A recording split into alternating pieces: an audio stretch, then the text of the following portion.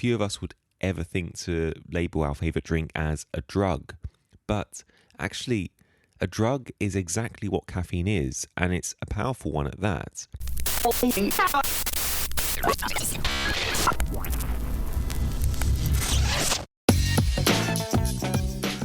Hello and welcome to A Doctor's View, a podcast discussing everyday topics in health, fitness and mental well-being, as well as providing an insight into medical life and its challenges. Please note that all opinions are my own and should not replace the advice given to you by your own doctor. I'm Dr. Bolivios. Let's begin.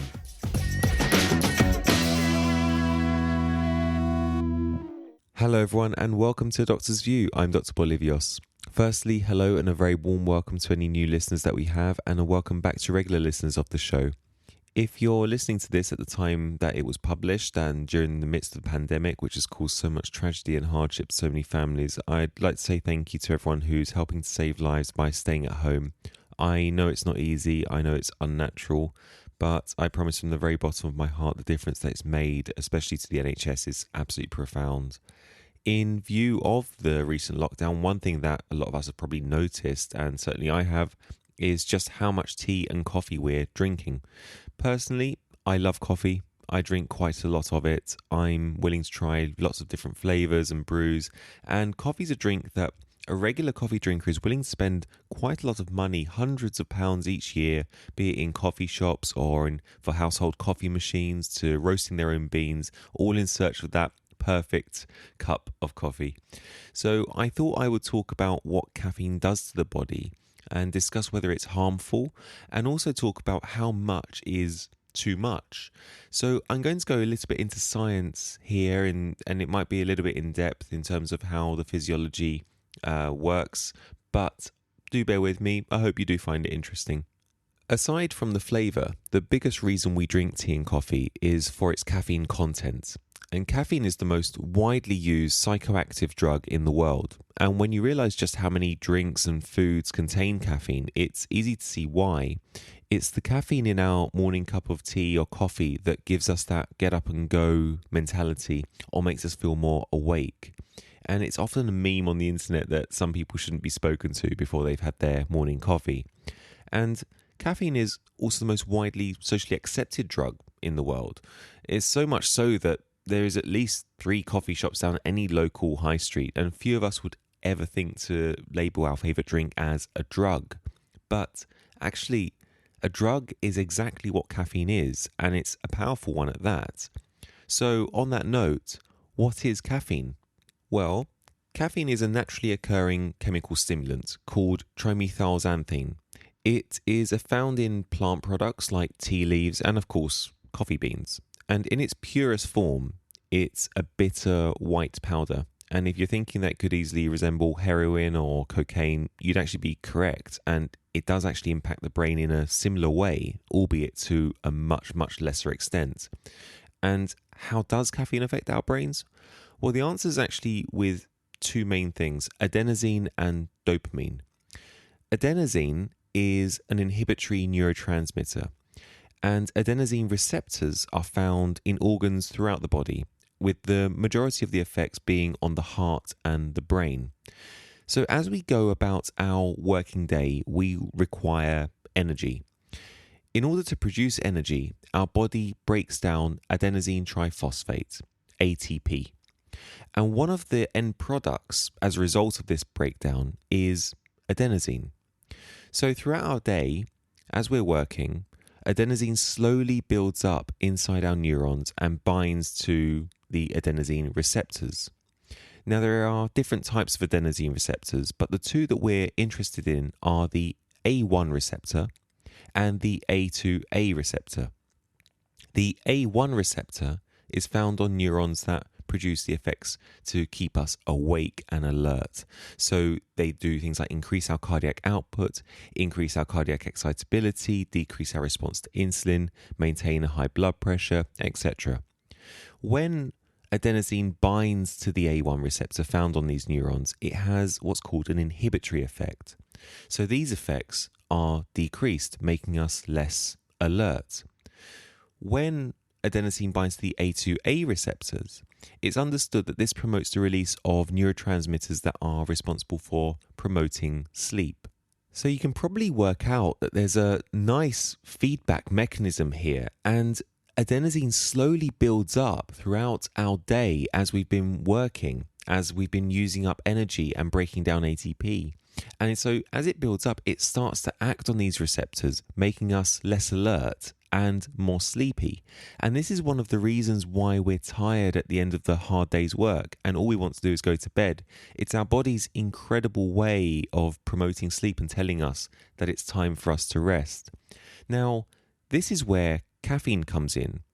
Caffeine has a chemical structure that looks quite similar to adenosine, so much so that it's able to fit inside these adenosine receptors and therefore blocking the adenosine from occupying the receptors and activating them.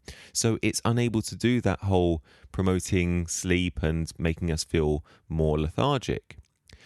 Now, in science speak, this means caffeine is a non-selective adenosine antagonist, just as a side note. So if adenosine can no longer bind to the A1 and A2A receptors, we no longer have this mechanism that makes us less alert and sleepy, so we feel more awake. And adenosine receptors are also thought in reducing the activity of neurotransmitters like dopamine. Dopamine is something that makes us feel happy and excited. And again, if adenosine's unable to act on these receptors to decrease the activity of neurotransmitters like dopamine, we have more of it. So it's this reason why people believe that we become addicted to caffeine, and similar to other drugs as well, albeit to a much less extent than say things like heroin and cocaine, but the mechanism is similar. So we now know how caffeine works to help keep us awake, and we know it can make us feel good. And so the next question is, how bad is it for you? Should we stop taking our favorite psychoactive drug immediately? In a nutshell, no. It's in moderation. Caffeine is safe to enjoy, and there is some evidence for this.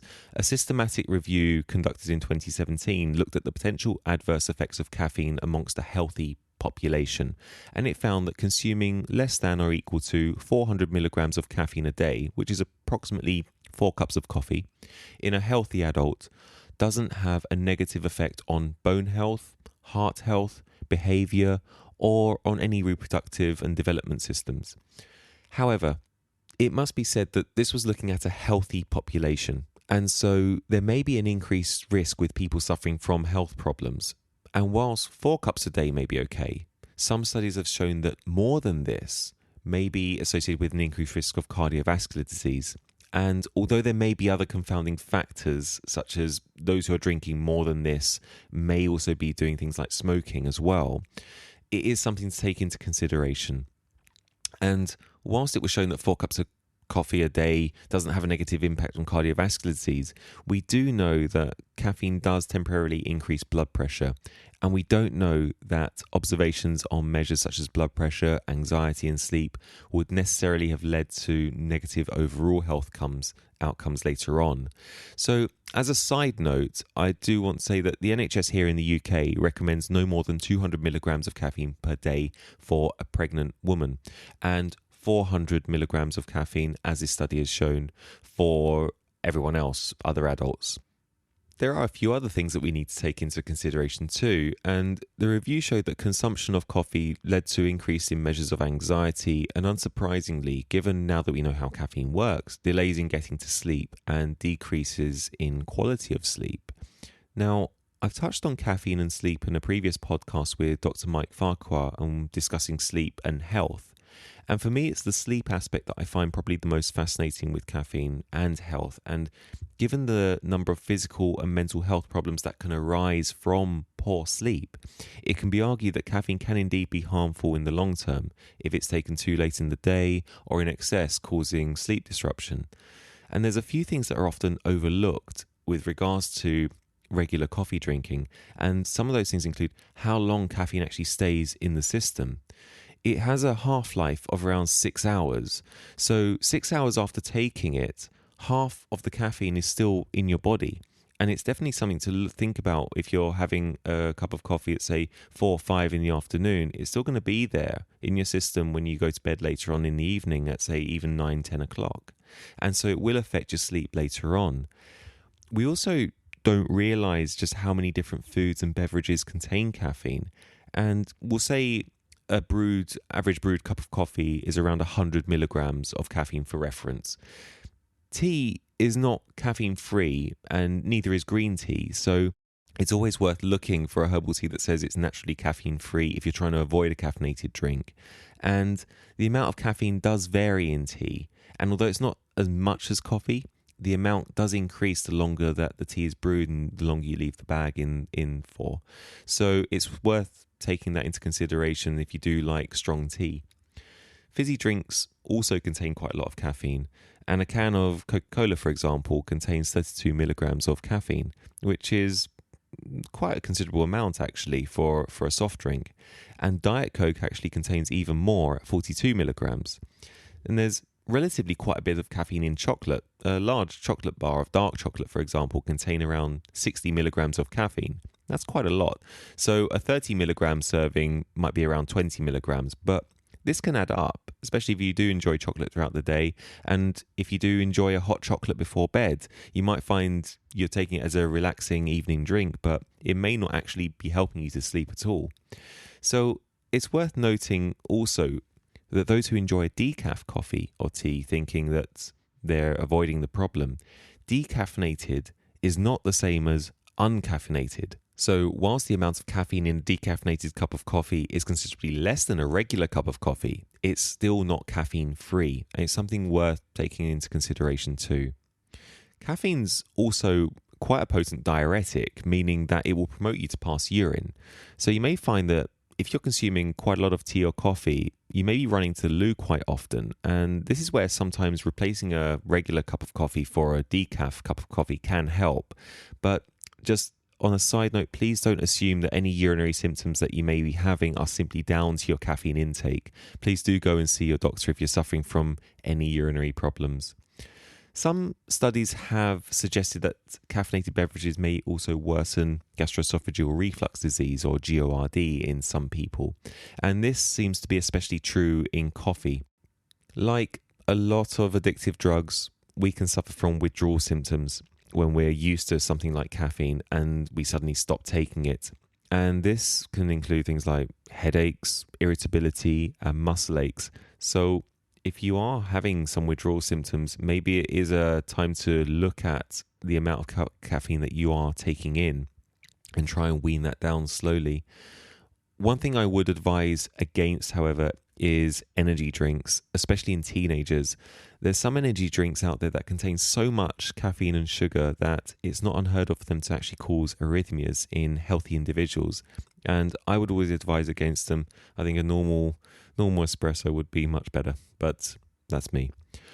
I know that I've mentioned quite a lot of negatives, and I do have to reiterate that from the current studies, caffeine in moderation is considered safe, and so many people could argue that the happiness it brings to so many individuals, myself included, more than outweighs the potential risks. But please do take into consideration any other health problems that you may have.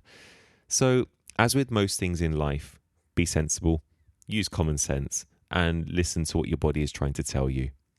That's it for this week. If you're enjoying the show, please do subscribe or follow and leave a review. And if there are any questions that you'd like me to answer or any topics that you'd like me to consider for the show, please do contact me via adoctorsview.uk. And do follow me on Instagram. Handle is @adoctorsview for some behind the scenes posts. And as always, please look after yourself, and please do continue to stay safe and protect everyone around you. I'm Dr. Bolivios. Goodbye.